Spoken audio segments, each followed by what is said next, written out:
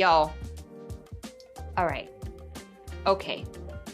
Personal space in South Korea. Now listen, I'm gonna be honest. When you travel to other countries, you learn to adapt to whatever's going on. You know, you wanna be one of the people that are kind of going along with the flow of the locals. You don't wanna be that person that stands out and makes a big ruckus, right? Now, when it comes to personal space in Korea, when I tell you that there's no personal space in Korea, I mean no personal space. And I am a hugger. I'm a really big hugger. Actually, you know what? Come here, bring it in.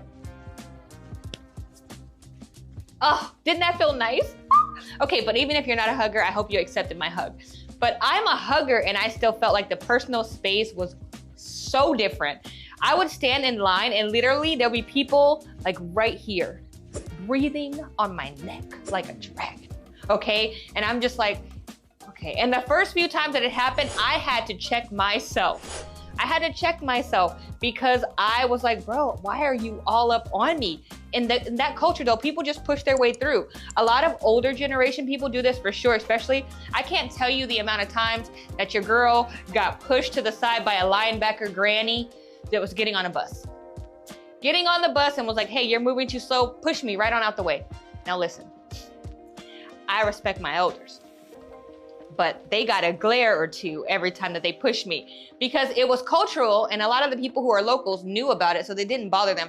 They would just push somebody out the way and they would just keep walking and going through, where they would push me and I'd kind of give them like a, bruh, but I wouldn't say anything. I was like, Lord, help me, hold my tongue, and he did.